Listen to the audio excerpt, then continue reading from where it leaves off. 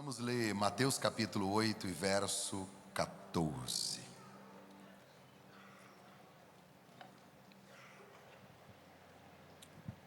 Quando Jesus entrou na casa de Pedro, na casa de quem? De Pedro. Viu a sogra deste de cama e com febre. Tomando-a pela mão, a febre a deixou e ela se levantou e começou a servi-lo. Ao anoitecer, foram trazidos a ele muitos endemoniados, e ele expulsou os espíritos com uma só palavra e curou todos os doentes. Assim, cumpriu-se o que fora dito pelo profeta Isaías. Vamos ler juntos o que foi dito pelo profeta Isaías? 1, 2, 3. Ele tomou sobre si as nossas enfermidades e sobre si levou as nossas doenças. Amém. Nós começamos domingo passado a série Improvável, sobre a vida do apóstolo Pedro. A série passada nós falamos sobre o encontro de Jesus com Pedro e a sua chamada lá em Tábega, no mar da Galileia, quando Jesus convida Pedro para deixar de ser um pescador de peixes para ser um pescador de homens. Por que eu designei essa série como improvável? Porque a maioria de nós somos improváveis. O que é um improvável? É aquilo que tem pouca probabilidade de acontecer, aquilo que é inesperado, aquilo que humanamente nós olhamos e não acreditamos naquilo que pode acontecer. A Family começou em fevereiro de 2021. Eu me lembro que o primeiro ano, quando foi até dezembro, eu recebia muitos áudios, depois até o pessoal parou de me mandar, áudio de pessoas da cidade, criticando, menosprezando e dizendo que é um projeto falido, é uma empolgação só, isso é igual aquela outra igreja lá que acabou, isso aí não vai dar em nada. Então, assim, não é um ou dois, eu estou compartilhando porque eu recebi muito, mas muito. Eu recebi inúmeras palavras de maldição com relação ao nosso projeto. Agora, depois que nós começamos a tenda, de novo, eu nunca vi congregar num circo. Falei, vai lá para você ver os palhaços, está todo mundo lá. Tem mágico também. Então, mas como que é?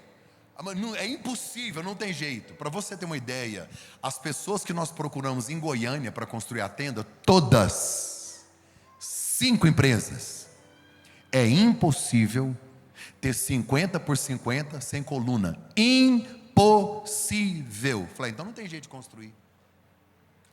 Então, tudo que nós vivemos até agora neste projeto chamado Family é improvável ao máximo que você consegue imaginar. Nós somos improváveis. Eu sou o improvável. E eu escolhi o apóstolo Pedro justamente porque eu acredito que dos 12 apóstolos seria o cara que eu provavelmente não escolheria. Ele deu muito trabalho para Jesus. De maneira positiva ele agia e ao mesmo tempo de maneira negativa ele surpreendia Jesus com frases que assustavam o próprio Cristo. Só que como eu vejo que Deus não escolhe por mérito, Deus escolhe pela graça, ele olha para os improváveis e quando todo mundo diz você não, Deus diz é com você que eu vou fazer. Todos nós temos um pouquinho de Pedro, todos nós temos um pouquinho de Pedro. Sabe, a gente oscila de vez em quando entre uma fé extraordinária e um medo que você não sabe de onde é que veio. Eu não sei, tem dia que você acorda com tanta vontade de fazer algo, você fala, rapaz, eu vou abrir o meu negócio, eu vou casar, eu vou fazer, vai acontecer. Você acorda de manhã parecendo um trator, parecendo um leão.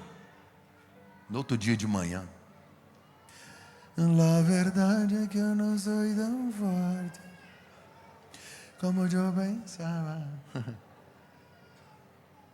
E hoje só acontece comigo. A gente oscila.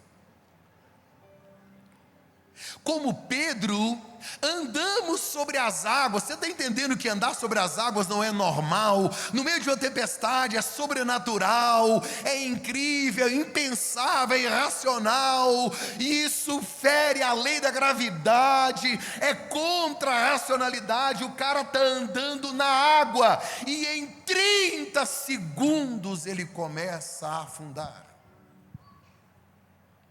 Tem gente que demora mais a oscilar, tem gente que oscila. Mulher oscila muito, né? Uma mulher é diferente da outra. Na verdade, ela é diferente dela mesma, depende do dia do mês. E aí ela oscila muito. Tem dia que a mulher acorda chorando. Eu falei, gente, por que está chorando? Quero morrer. Mulher chora em frente ao espelho para ver que posição fica melhor. Chora em frente ao espelho. Chora. No outro dia parece uma leoa. E faz, e age, corre. Todos nós somos assim. Volúveis, vulneráveis, alguns mais fortes, outros mais firmes. A maturidade espiritual vai acelerando os processos, a gente vai crescendo e percebendo que com o tempo a gente também vai melhorando, vai mudando, ficando mais estáveis. Às vezes, como Pedro, prometemos a Jesus fidelidade. Eu vou ao Senhor, vou caminhar com o Senhor, vou viver o propósito. Aí na primeira tentação, mas Deus perdoa. É só um pouquinho. A mesma hora que está andando nas águas, está afundando nelas. Este homem é o personagem mais contraditório da história. Com a mesma velocidade que ele corre em direção a Jesus, ele também o nega, foge e se esconde. Esse cara que nasceu para ser apóstolo, destinado por Deus para isso, passou a maior parte da sua vida como pescador. Imagina comigo que se você chega em Pedro, no início do seu empreendimento, quando ele e seu irmão André fazem sociedade com Tiago e João, 2 barcos, e vão para o Mar da Galileia. Imagina que eles são Pedro e André são irmãos, Tiago e João são filhos de Zebedeu, que já era pescador e que já tinha barcos. Imagina se você chega no início, e diz para Pedro assim, deixa eu te falar uma coisa, Pedro, daqui 5 anos, você vai se tornar apóstolo de um Messias, o Messias prometido, e você vai ser o maior apóstolo da história. Pedro, para você ter uma ideia, o dia que você pregar, 5.000 pessoas vão aceitar Jesus. Se você conta isso para Pedro, o que ele ia dizer para você? Ele não ia acreditar, porque não faz parte do plano dele. Não faz parte do projeto de Pedro estar envolvido em algo tão extraordinário. Pedro está com a sua mente cativa e limitada ao que ele faz, só que ele não está sabendo que Deus já está construindo nele um propósito.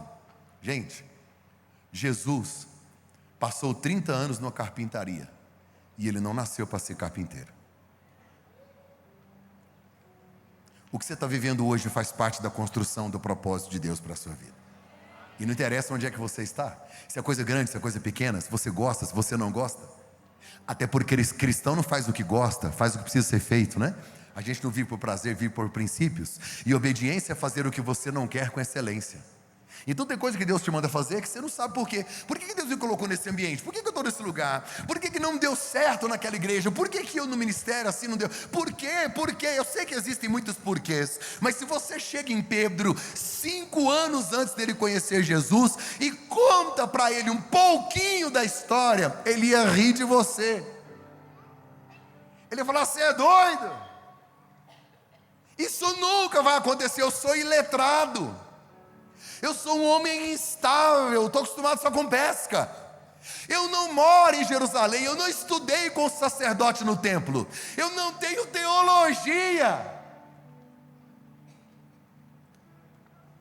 Não tenho dinheiro, não tenho nada. Agora é só fé, só fé. Só fé, não tem nada, só fé. Pedro parece muito com a gente. De vez em quando eu olho para Pedro e consigo me identificar em alguns momentos com esse cara que tem um notório e claro dom de liderança. Casado, Pedro era muito bem casado, muito bem casado. E além de ser casado, morava com a sogra, ou a sogra morava com ele, e aí tanto faz. Mas é interessante que Pedro convida Jesus para morar com ele.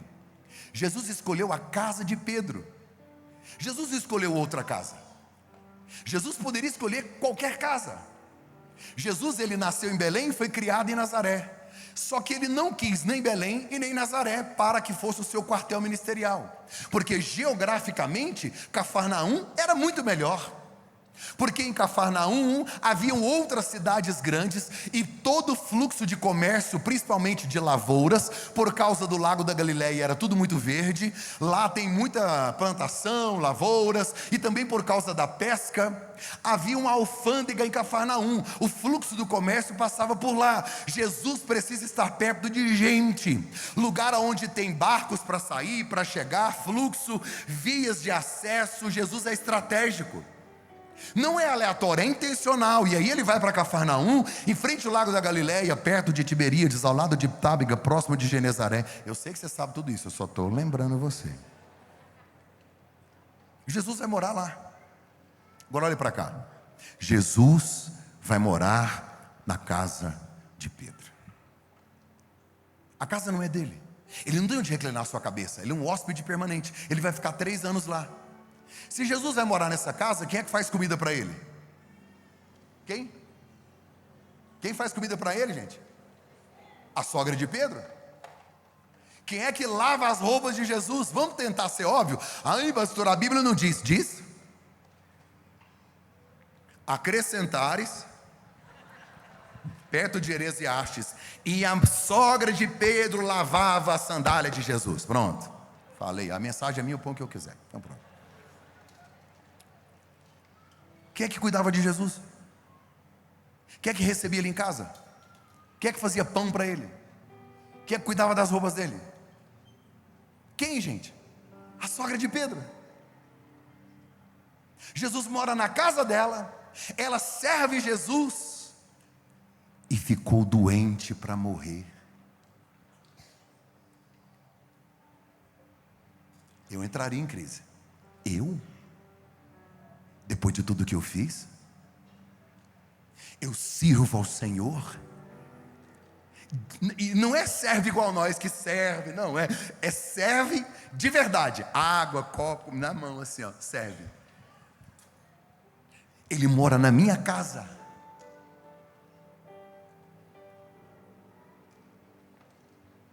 E eu estou doente. Como conciliar na mente um cristão e o sofrimento? Como conciliar no meu coração e na minha alma a promessa e os processos? Como? Talvez esse seja o maior desafio nosso, o maior desafio do cristão talvez seja esse. É entender o tempo de Deus. E algumas coisas que padecemos e que aparentemente, se eu estou com Deus, se eu ando com Deus, isso jamais poderia acontecer.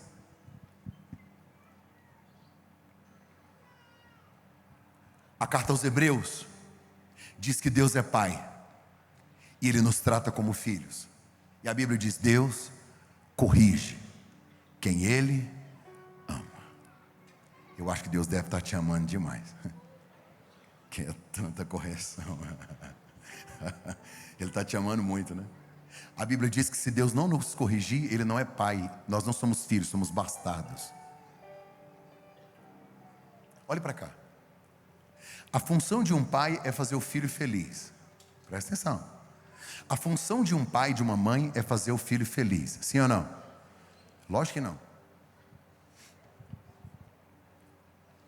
A função de um pai é fazer o filho feliz? Não. Eu quero ficar na internet até mais tarde. Eu quero dormir na casa do fulano. Não. Qual a palavra que você mais ouviu dos seus pais? Não. Por quê? Por isso você está vivo.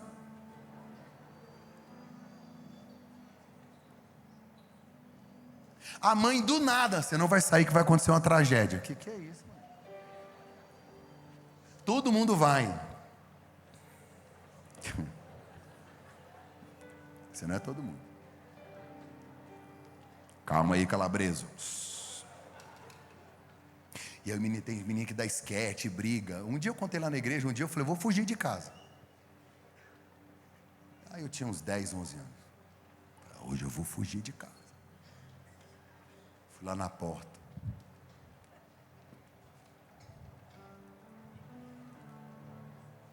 Eu vou para onde? Outro dia eu fujo. Eu me lembro de corrigir meus filhos pequenininhos e eles falavam assim. Um dia um deles, eu não lembro qual, falou assim: você não gosta de mim?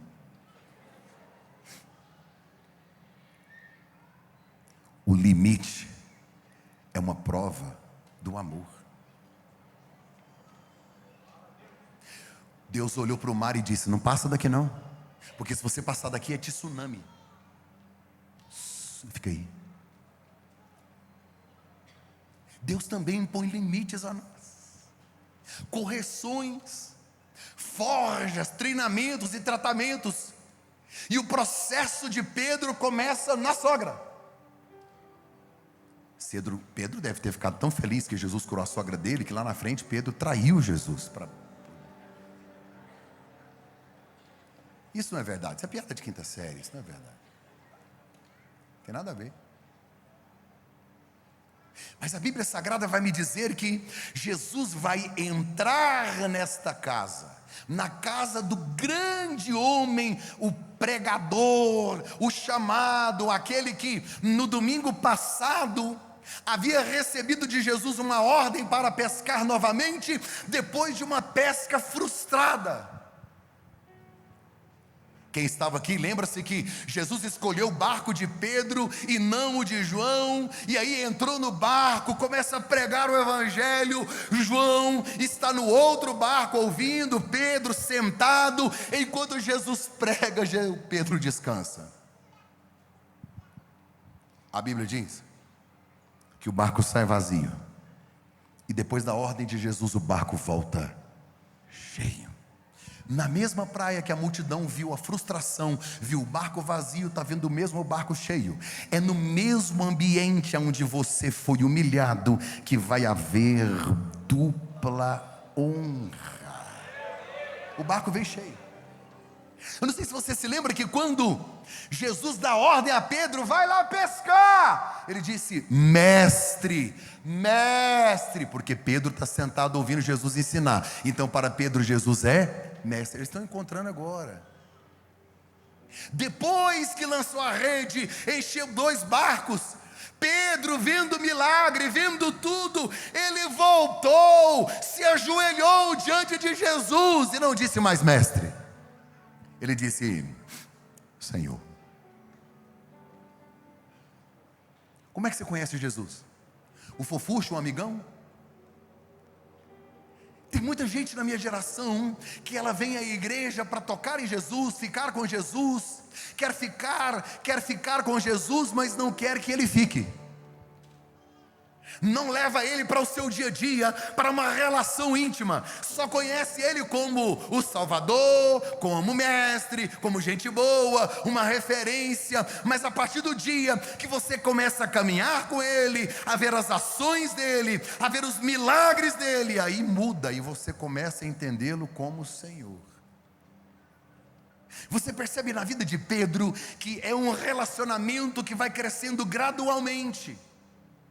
Pedro agora já enxerga Jesus como Senhor. O barco está cheio, Jesus olhou para eles e disse: agora vocês me seguem. Olha o texto. E eles, deixando tudo. Porque se o barco tivesse vazio, era deixando nada. Deus nunca vai te pedir algo que Ele não te entregou antes. Você está disposto a deixar o quê? Para viver o propósito dele, para seguir, ele está disposto a deixar o quê? Eu já cheguei a deixar o próprio ministério para viver um outro projeto. Abre mão do que o próprio Deus me deu. Se Deus te pedir sua empresa hoje, se Deus te pedir algo que Ele mesmo te deu, você entrega. A gente que gosta de ter o controle das coisas, o controle da situação, a gente que gosta de estar no governo, às vezes Deus retira tudo, Ele pede, eu quero, eu quero, eu quero. Você lê Gênesis capítulo 22, quando Abraão levanta o cutelo, que ele vai matar Isaque, Deus grita do céu: Abraão, não, não, não, não, mas o Senhor não mandou eu matar o Isaque. Mandei. O Senhor não quer Isaque? Não. Porque quando Deus pede Isaque, Deus não quer Isaque, Deus quer Abraão. Deixaram tudo, e a Bíblia diz, e seguiram Jesus. Aí o texto sagrado vai me mostrar que antes de entrar na casa de Pedro, Jesus vai pregar o sermão da montanha. Ele vai para perto de Cafarnaum, onde ele morava naquela casa, mas ele vai para um monte, e ali ele prega Mateus capítulo 5, capítulo 6, capítulo 7, o belíssimo, extraordinário sermão da montanha. De lá ele vai para a sinagoga. Era sábado, estavam todos reunidos, Jesus entra na sinagoga e prega, e o texto diz que ele vai ser expulso de lá. Às 3 da tarde ele chega em casa. O mesmo Jesus que prega no monte, prega na sinagoga, prega em casa. O mesmo Jesus que opera na estrutura religiosa, é o mesmo Jesus que opera na rua e que opera dentro de casa. É o mesmo, ele prega nesses 3 lugares. Ele é um hóspede permanente na casa de Pedro, e quando ele entra, tem um texto sagrado que diz assim: e rogaram a Jesus por ela. Senhor, tem alguém doente na casa, tem alguém morrendo na casa. E quando Jesus não se aproxima e não toca nela, ela está com febre, ela está doente. E a preocupação era grande, porque provavelmente não haveria cura, talvez ela morreria. Para você ter uma ideia, por causa do grande lago e o calor que existe lá, é uma região de muita malária. Acredita-se, os grandes estudiosos, que ela estava com malária. Aí Jesus chega na casa que ele mora, a mulher que cuida, a mulher que organiza as coisas, a que recebeu ele, está deitada à morte. Olha para cá. O texto diz que no final do dia a cidade inteira desceu. Olha o que a Bíblia diz, no mesmo dia, e todos foram curados. Diga comigo, uma casa de milagres. Como é que numa casa de milagres a dona da casa está doente? A gente fica em crise. Como é que alguém que é fiel no dízimo e na oferta passa dificuldade financeira? Como que alguém que honra o casamento, é fiel ao casamento, agora está falando em divórcio? Como que eu entreguei ao Senhor, vivendo tudo que o Senhor quis, e estou no pior processo da minha vida? Esta casa é uma casa de milagres. Esta é uma casa em que você lê no texto sagrado, milhares e milhares de pessoas passaram por ali, e todas eram curadas. A mulher que abriu as portas para Jesus está doente.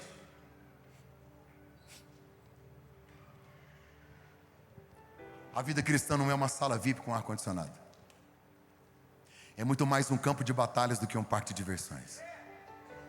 Tem propósitos e respostas de Deus que você nunca vai ter. Você só precisa confiar. Você só precisa acreditar que mesmo nessa situação que você tem vivido, que está sendo dolorosa e você não consegue compreender, entender que Deus continua no controle. Isso é difícil, é complexo.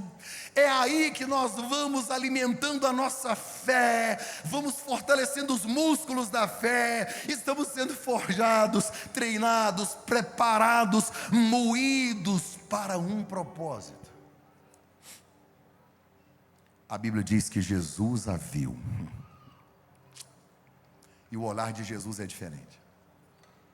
Sabe, a gente olha para as pessoas e a gente tem, quando olha para uma pessoa acamada, deitada, às vezes você sente dó, sente pena, outros têm fé para orar, mas o olhar de Jesus é diferente. Os olhos de Jesus estão nesta mulher, E o olhar dele é de quem conhece o íntimo. Não só a febre, mas o que acontece dentro dela. Só existe um que conhece a necessidade dos pássaros. Só existe um que veste a erva do campo mais belamente do que os reis do planeta. Só existe um que teceu você no ventre da sua mãe e que formou os seus ossos e escreveu sua história antes de você existir. Só existe um que sabe o número de fios de cabelo que você carrega na sua cabeça.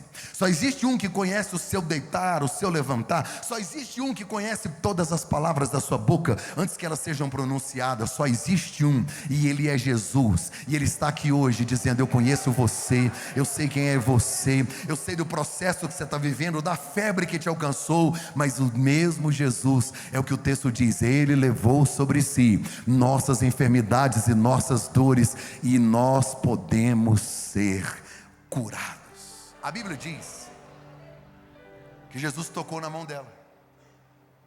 Ela tem febre. Você sabe que febre não é enfermidade. O que é uma febre? A febre é o organismo te avisando: tem alguma coisa errada aí dentro. A febre, quando você encosta em alguém, ela está quente, ela sente calafrios. Essa é uma expressão interna, é o corpo dizendo: tem alguma coisa errada aqui dentro. A febre, ela só é um sintoma, ela não é a causa. Só que Jesus olha para a mulher e Jesus não vê a febre, Jesus sabe o que há dentro dela. O que você está vivendo hoje, o que as pessoas veem, ou que aparentemente está externo, quem sabe é só uma febre. Mas como é que está aí dentro? Se tivesse um espelho que pudesse mostrar o estado da sua alma, o que é que ele seria refletido? Porque talvez o que você esteja preocupado é com algo que é externo, é uma febre, é uma situação, mas é muito pior do que isso. O que o texto sagrado vai me dizer é que Jesus, percebendo ela ardendo em febre, decide tocar nela. O corpo está avisando: tem alguma coisa errada aqui dentro. A Bíblia diz que quando Jesus tocou nela, olha para cá, duas frases: levantou-se imediatamente. Você já teve febre? Virose? Se você nunca teve virose, vai no SUS, o médico vai falar que você está com virose, é só ir lá. Você não precisa estar com nada, é só ir lá. Quem já teve febre aqui, criança também? Quando passa a febre, como é que você fica? Parece que um trator passou em cima de você. Diz que quando Jesus tocou, está vendo que o problema não é a febre? Quando Jesus tocou nela, a Bíblia diz, e ela levantou-se imediatamente.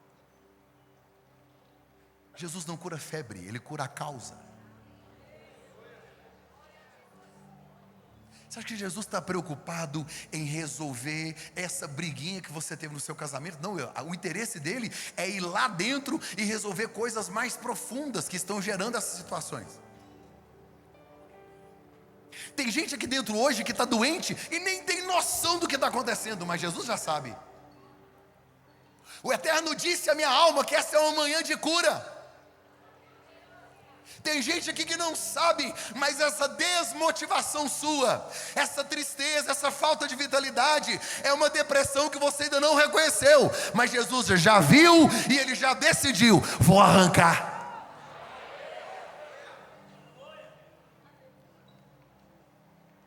Quando ele tocou, ela levantou imediatamente, ficou em pé. E eu gosto da outra frase, diz assim: e ela começou a servi-lo. A essência dela é servir. Ela não conseguia porque estava doente, mas agora ela não está mais, o que ela vai fazer? Voltar à essência.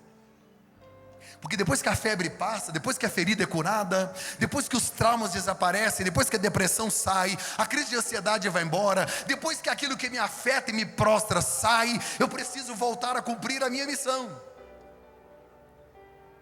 Sabe o que acontece? A gente se acostuma tanto a ficar prostrado, deitado, curvado, agachado, escondido, que mesmo depois de tratado, curado, melhorado, a gente se conforma ao mesmo lugar, a mesma vida medíocre e pequena, não levanta para viver o propósito. Sabe que não está na hora de levantar? De dar um passo de fé? Eu gosto daquele enfermo lá do tanque de Betesda. O texto diz que quando Jesus olhou para ele e deu uma ordem para que ele fosse curado, o texto diz, e ele se viu curado e deu um salto. Tem coisa que Deus não vai fazer. Você precisa hoje tomar a decisão de agir. Quando isso que está te afligindo sair, posicione-se, levante para ir, para fazer. Para de inventar desculpas. Se Deus te mandar sentar, para de procurar cadeiras. O texto diz que ela começou a servi-la, curada. Olha para cá. Assim que Jesus cura esta mulher, olha para mim. Aquela casa torna-se um ambiente de milagres. Sabe o que aconteceu? A Bíblia diz, e a cidade inteira desceu até ele. O texto diz, e ele curou a todos. O mesmo Jesus que atende a sogra do apóstolo preferido, o mesmo Jesus que atende a sogra que cuida dele, que cuida das coisas dele, que recebe ele, que hospeda ele, o mesmo Jesus com o mesmo sentimento, a mesma compaixão vai atender uma cidade inteira, porque o amor de Deus é incansável e não faz acepção de pessoas. Está cheio de gente que não acredita que vai receber algo de Deus, porque não merece. Porque errou, porque caiu, porque não fez por merecer. Sabia que tem gente que ele dá uma oferta maior, imaginando que vai impressionar Deus? Um homem me procurou e disse, pastor, essa semana eu dobrei o valor da minha oferta, porque eu cometi uns negócios errados semana passada. Eu queria ver se dá uma aliviada na minha pena.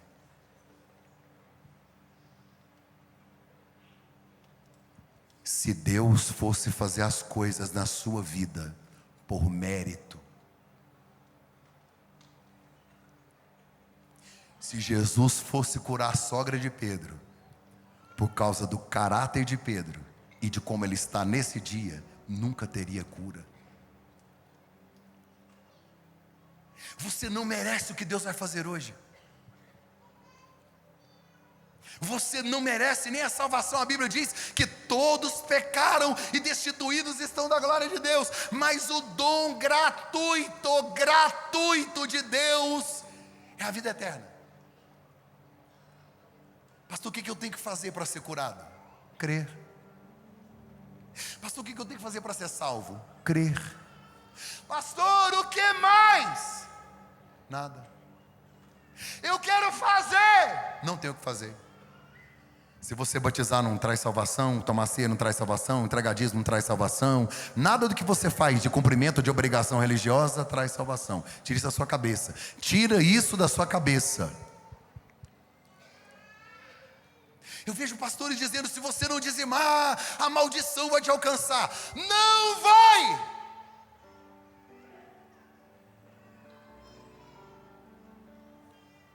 Tire isso do seu coração. Salvação é uma coisa, e é graça. Deus olhou do céu e disse, eu quero salvar você. O que eu faço? O carcereiro perguntou a Paulo, o que eu faço? Ele disse, crê no Senhor Jesus. Mas não tem que fazer mais nada, eu não tenho que ir a pé, daqui ali em Trindade, é pertinho, eu vou a pé. Não! Eu não tenho que fazer uma campanha de 30 semanas de jejum. Não! A gente quer fazer.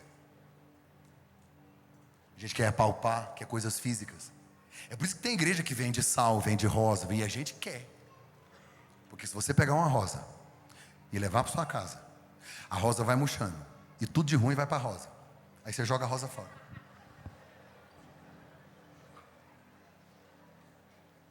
Que show da Xuxa é esse? Como assim? Superstição, o ser humano gosta dessas coisinhas.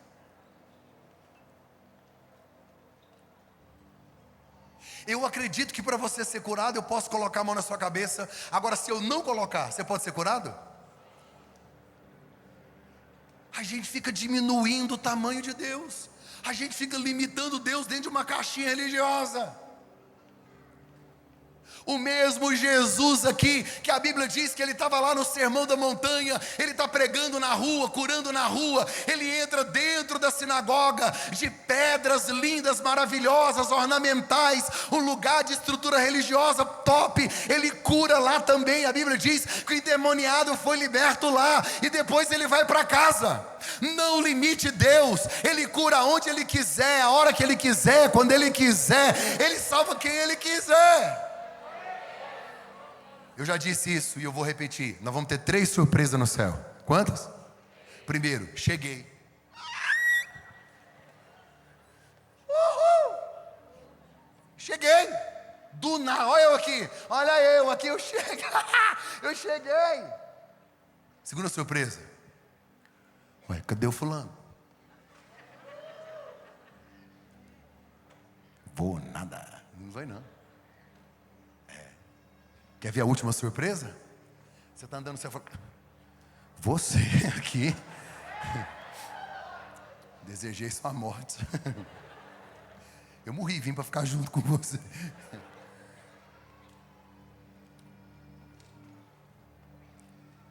A Bíblia diz que a igreja inteira, a cidade inteira, desceu à porta da cidade. E Jesus curou a todos. Para que se cumprisse o que o profeta Isaías disse: Ele levou sobre si nossas dores, nossas enfermidades. Ele levou sobre si. Eu recebi no Instagram uma pergunta: se Jesus levou minhas dores, por que eu estou doente? Deus quer aumentar a sua fé. Ele quer que você ore. Deus não responde dor, Deus responde clamor. Se Deus respondesse a dor, não tinha ninguém lá no Araújo Jorge, estado terminal. Deus responde quando clamamos, quando pedimos.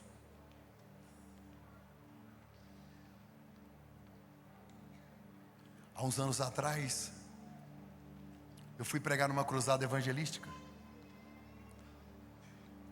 na cidade de Goiás Velho.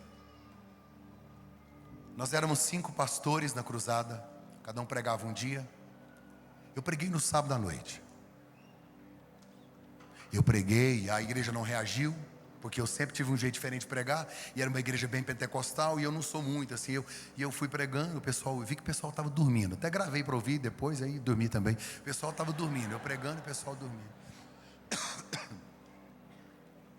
Eu terminei pensando, gente, foi a mensagem mais fraca, a pior pregação da minha vida. Eu terminei numa vergonha. Eu estava com tanta vergonha que quando eu terminei de pregar, eu fiz o apelo. Antes do apelo tinha 3 pessoas assim, ó, com a mão já, querendo aceitar Jesus. Quando eu fiz o apelo, eles falaram: não, também não vou mais não, agora também não vou mais. Um cara na cadeira de roda levantou, mas não foi curado não. Ele saiu, não dou conta de assistir isso não, vou embora. Então, só andando. Ele nem quis me ouvir, foi muito ruim. Sabe o que eu fiz? Sábado à noite, eu fui para o banheiro da igreja, esperar o povo ir embora, que eu estava com vergonha, de verdade, estava começando meu ministério.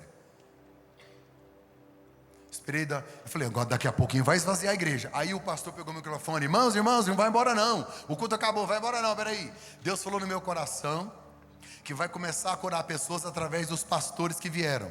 Então eu quero que os pastores façam fila aqui, e aí vocês vêm para orar. Aí no microfone, eu era evangelista Mac Anderson, aguardando o amado na igreja. Eu lá no banheiro chorando. Sabe aquele dia que você está precisando de oração? Aí eu vim. As outras filas tudo grande. Tinha ninguém na minha fila. Veio uma mãe com um menininho com paralisia infantil.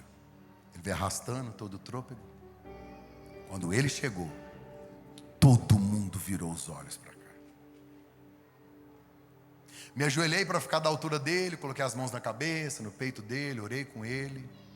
Terminei de orar. A mãe segura na mão dele e ele sai arrastando do mesmo jeito. Todo trôpego, sai arrastando e vai embora. Eu fui para o hotel e fiquei dizendo: o senhor me chamou para quê? Não dou conta de pregar. Vai orar? Então. Eu fiquei em crise, domingo de manhã, aí acabou lá domingo de manhã, a gente veio embora para Goiânia. Passou uma semana. O pastor ligou para o coordenador da cruzada e disse: reúne seu pessoal e eu quero compartilhar algo. Lembra aquela criança que vocês oraram por ele? Terça-feira, de terça para quarta, era tarde da noite, já estavam os pais dormindo, de repente ouviram um barulho do portão da casa se abrindo. E aí quando chegaram lá na garagem, passou um vulto correndo na rua, e eles ficaram preocupados. Foram no quarto, o menino não estava.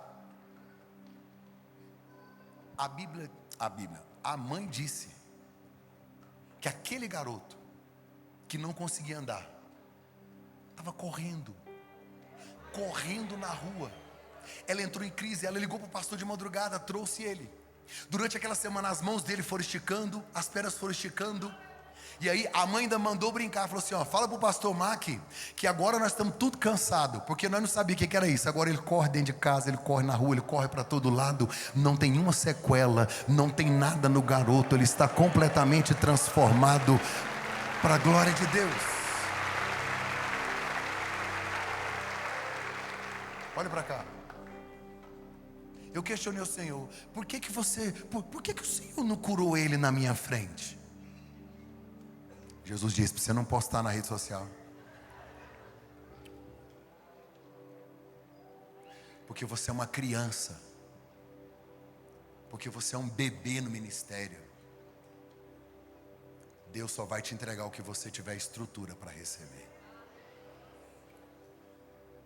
Eu creio ainda num Deus que faz milagres. Um Deus que arrancou minha mãe da UTI. Um Deus que já me tirou da hepatite, da bronquite. Um Deus que me arrancou da depressão. Eu creio num Deus que a Bíblia diz que quando Ele levou sobre si nossas enfermidades, Ele nos deu autoridade para usar o nome dEle. Ele disse: em meu nome, o nome mais poderoso do mundo. Sabe o que Ele está dizendo? Usem o meu nome. O maior poder do mundo está com a igreja. O nome do noivo. Ele está dizendo: usem o meu nome. Eu tenho um sonho de ver coisas sobrenaturais e milagres acontecerem na nossa casa. E nós vamos começar a agir em direção a isso. Essa semana você vai ver coisas diferentes acontecendo. Todas as vezes que você tiver oportunidade, coloque as mãos sobre os seus filhos e abençoe em nome de Jesus. É uma situação, ordene em nome de Jesus. Demônios são expulsos em nome de Jesus. O câncer pode sair em nome de Jesus. Esse é o nome mais poderoso, o nome que está acima de todos os nomes. Eu quero ver quem é que impede o nome de Jesus. Quando ele é dito Jesus, ninguém consegue parar este nome. Eu queria que vocês se colocassem em pé.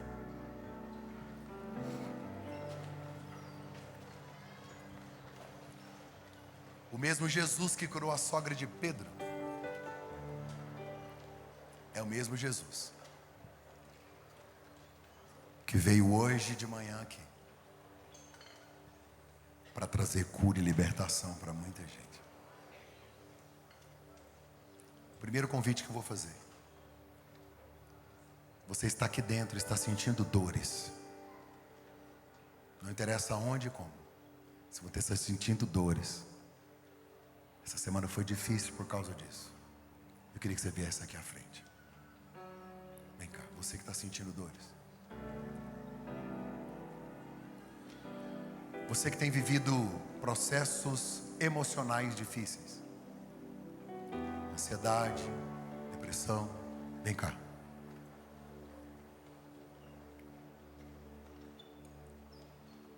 Você que está enfermo em qualquer área, qualquer órgão. Coluna, na cabeça, nos pés. Eu queria que você viesse aqui. Eu queria que as mães e homens estéreis também estivessem aqui. Bem, está na hora de você chorar diante daquele que conhece a sua dor e que sabe exatamente a causa e o lugar dessa ferida. Eu queria pedir todos os pastores e intercessores que viessem para o meio do povo. Todos os pastores e intercessores. Se alguns não conseguirem entrar aqui, eu queria que subisse aqui. E daqui de cima nós vamos estender as mãos, porque esta é uma manhã de cura. Esta é uma manhã de libertação. Há uma graça de Deus derramada sobre nós. Porque o Jesus que cura na sinagoga é o mesmo que cura no monte, na rua, no templo, nas casas. Ele não mudou. Comece a orar agora. Pastores e intercessores, me ajudam, subam aqui. Se por aqui fica mais fácil, subam aqui para vocês alcançarem as pessoas.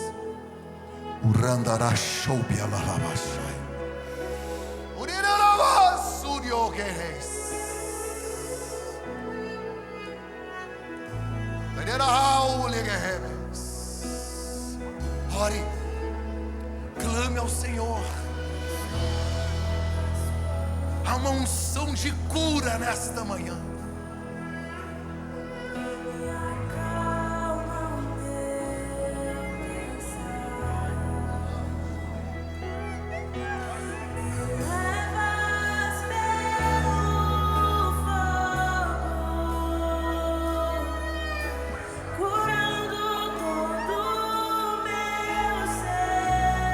Receba a cura em nome de Jesus.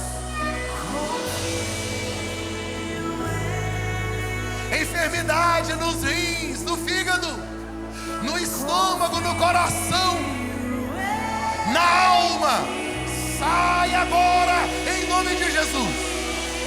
Nos nervos, nos ossos, sai agora. Nós ordenamos em nome de Jesus. Receba a cura do Senhor.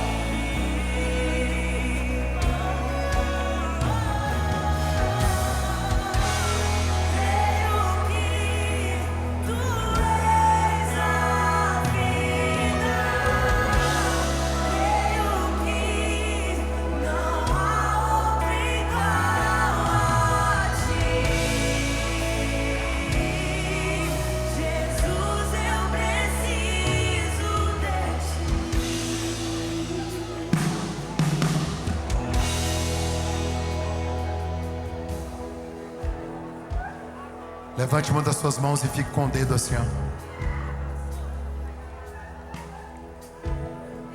Eu vou dizer depressão. Você vai gritar o mais alto que você puder. Você vai dizer sai. Ok? E no final nós vamos dizer juntos em nome de Jesus depois que terminar. Mas eu vou começar a falar. E aí não é só em você não. Tem gente na sua casa, na sua família. Jesus não é limitado geograficamente. Tem gente lá em Minas Gerais, lá no Espírito Santo, São Paulo, aqui em Goiânia, dentro do hospital. Hoje os demônios vão ficar envergonhados. Porque não é por nós, não é por mérito, é pela graça. Já tem Jesus, já está libertando pessoas aqui, ó.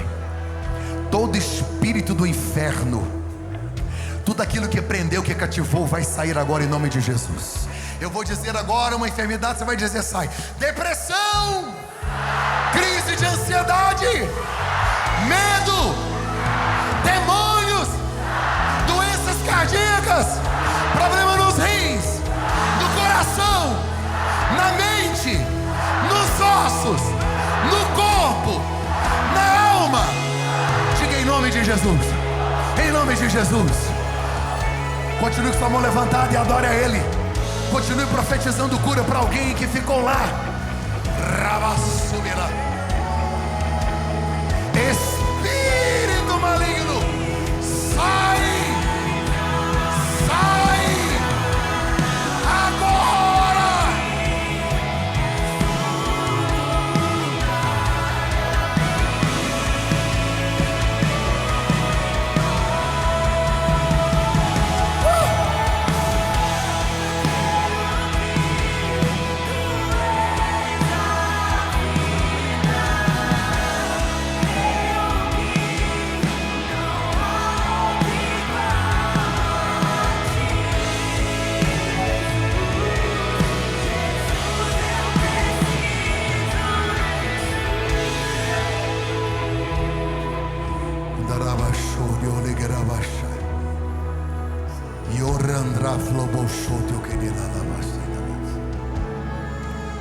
Presta atenção.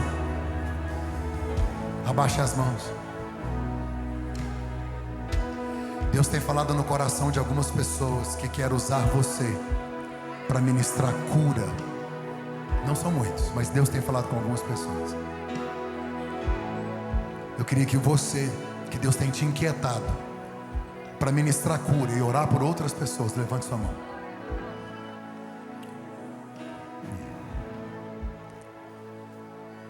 Deus hoje está derramando sobre vocês uma autoridade, para que você possa impor as mãos e orar e repreender as enfermidades. Essa semana vai ser incrível.